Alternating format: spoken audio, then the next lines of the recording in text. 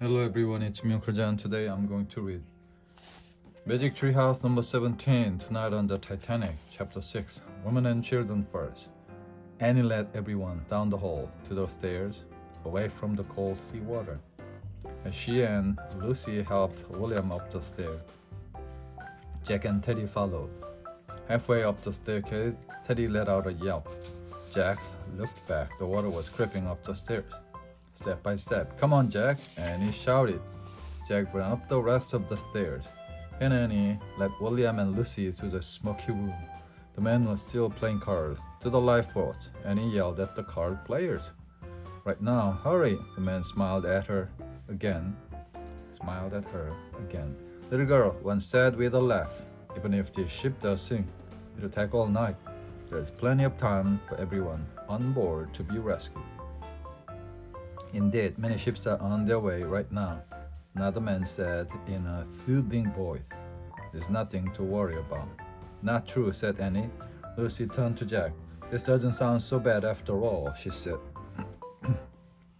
"It is bad. Please trust me," said Jack. "We have to keep going." They went outside. The crowd on the third class deck had grown. Many wore life belts, but no one here seemed very worried yet. Jack and Annie pulled Lucy and William along. They hurried through the crowd and down the first class hall. They came to the end and trooped up the grand staircase. On the top deck, the Titanic was as bright as a Christmas tree. The band played lively music. With a hiss and rush of light, a rocket streaked into the sky.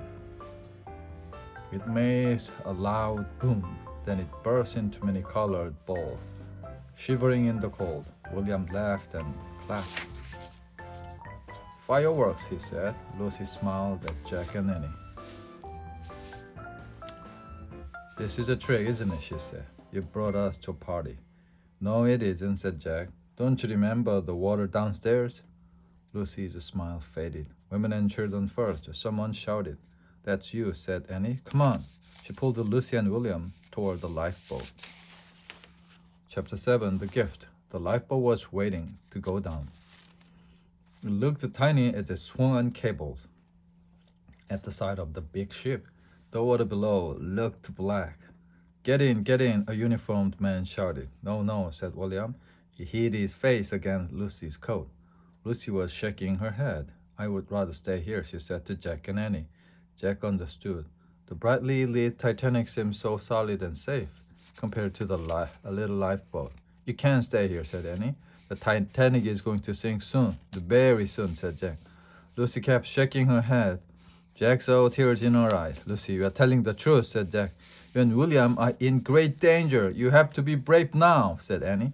"For your brother's sake." Lucy straightened up and tried to smile. "All right," she said, "I will." "This way," a man called.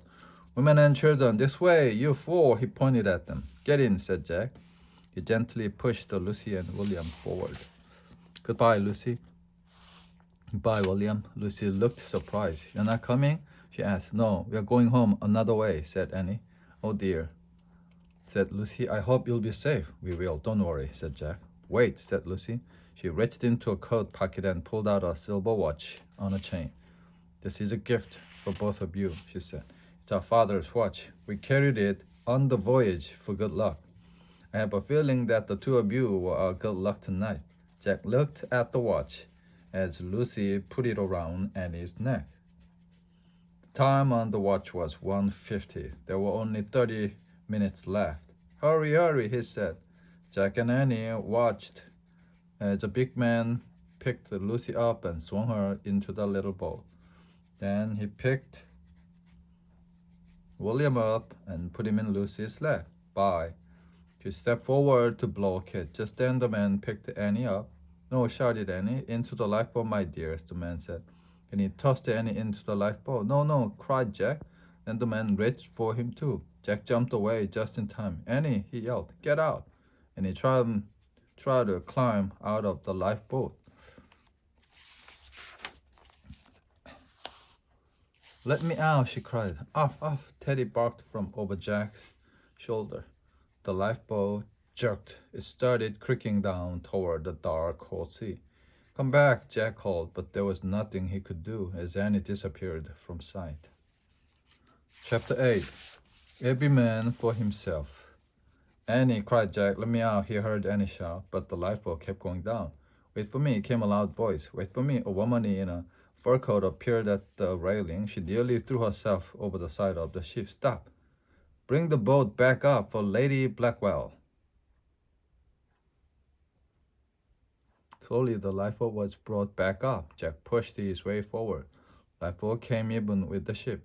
Jack reached out to Annie. She grabbed his hand. He pulled back onto the sinking ship. Then she and Jack took off before anyone could catch them. They ran up the slanting deck.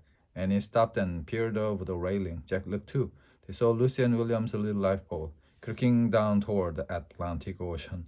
It reached the glassy black water. Then it floated off into the darkness. Annie waved.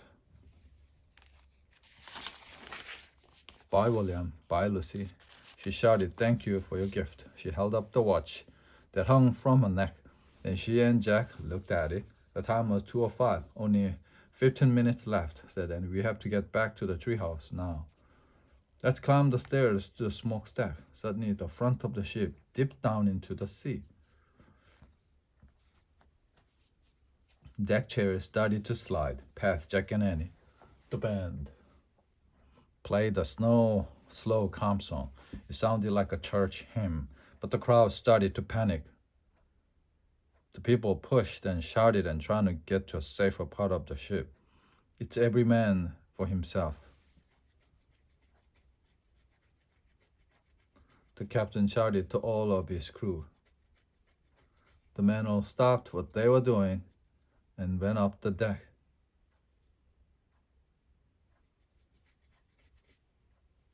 Jack and Annie ran too. They dodged sliding tables and chairs. They reached the stairs that led to the smokestacks. They grabbed the railing and pulled themselves up the steps. The ship tilted further. Get to those smokestacks, cried Jack. They slipped and crawled down the deck. But when they got to the smokestacks, Jack and Annie looked around wildly. The magic treehouse was gone. Chapter 9. Time stops. Where is it? Shouted Annie. The front of the Titanic sank deeper into the sea. Jack and Annie fell forward. They grabbed the railing and held on for their lives. Maybe the treehouse fell into the ocean, shouted Jack. Great roars started coming from the ship. Jack imagined everything crashing forward. All the furniture, dishes, bicycles, grand clock on the staircase. He looked down. A giant wave of water rolled over the lower deck. Jack imagined water flooding the third-class corridor, the card room, and the grand staircase. He closed his eyes, waiting to be washed away. Arf, arf, the barking came from a distance. Teddy, cried Annie. Jack had forgotten all about the little dog. Holding onto the railing, he used one hand to pull off his knapsack. Teddy wasn't there. There was more frantic barking. Where's Teddy? Jack, he's calling us, shouted Annie. We can't look for him, shouted Jack. We'll fall off the ship. Teddy barked and barked. He's close by, said Annie. She held on to the railing and moved slowly down the steep deck. Annie cried there. Suddenly the lights on the Titanic went out. The world was pitch dark. Jack couldn't see Annie at all. Annie, he shouted. He tried to move down the deck too. But the ship tilted again. Jack slipped and fell. He rolled until he crashed into a smokestack. Jack, cried Annie, here, here. Teddy kept barking. The back of the Titanic was rising out of the ocean. The front of the ship was going down. Jack tried to go around the smokestack without falling. In the dark, he could barely see the treehouse. It was stuck between a smokestack and the railing. It was lying on its side. Annie and Teddy were looking out the window. Teddy's barking led me here, cried Annie. Hurry, Jack. Jack crawled around the smokestack. He held out his hand. Annie grabbed it. She pulled him into the treehouse. Teddy licked his face. I wish we could go home, shouted Annie. pointing at the Pennsylvania book. Jack heard a loud crack. Wind started to blow. Treehouse started to spin. It spun faster and faster. Then everything was still. Absolutely still. Chapter 10, A Touch of Magic. Oh man, whispered Jack. He was lying on the floor of the treehouse. He was wearing his pajamas. And rain punch again. You okay? Annie asked. Yeah, you? My heart's beating really fast, said Annie. Mine too, said Jack. He thought of the Titanic sinking into the cold Black Sea. His eyes filled with tears. It was terrible, he said. Annie nodded. Jack could see the tears on her cheeks. Teddy licked Jack's face. Hey, said Jack, how did you get out of my knapsack? Teddy whined. Jack and Annie stroked his furry head and ears. I think he has a touch of magic, said Annie. Slowly, Jack sat up. He saved our lives, he said, and now we have the first gift to break the spell he's under, said Annie. She turned on flashlight. She shined it on the silver pocket watch that hung from her neck. Lucy's gift, she said. The watch had stopped. The hands were at 2:20. Jack was silent. Then he sighed. That's exactly when the ship went down, he said. Annie looked at him. I guess that's when time stopped for the Titanic, she said. Jack nodded. Annie put the pocket watch on top of Morgan's note. A gift from a ship, lost at sea, he said softly. They were both quiet. Then Jack took off his glasses and wiped the tears from his eyes. Annie stood up. She took a deep breath. I'm ready to go, she said. Let's put Teddy in your pack and take him home with us. She shined the flashlight around the tree house. Teddy, she said, there was no sign of the little dog. He's not here, said Annie. What are you talking about, said Jack. We are just petting. He's up to his magic tricks again. She sighed. We'll have to go home without him. But what happened to him? I don't know. But I have a feeling we'll see him again soon. She started down the rope ladder. Jack looked around the treehouse one last time. Teddy, he said, but the treehouse was quiet. Jack pulled on his backpack and climbed down the rope ladder. Annie was waiting for him. Without a word, Jack took her hand. The rain had stopped, but water still dripped from the trees. Stars glittered overhead in a clear sky.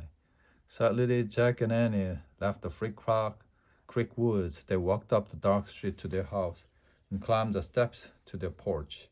Before they went inside, they looked out again at the night. Time might have stopped for the Titanic, Jack said.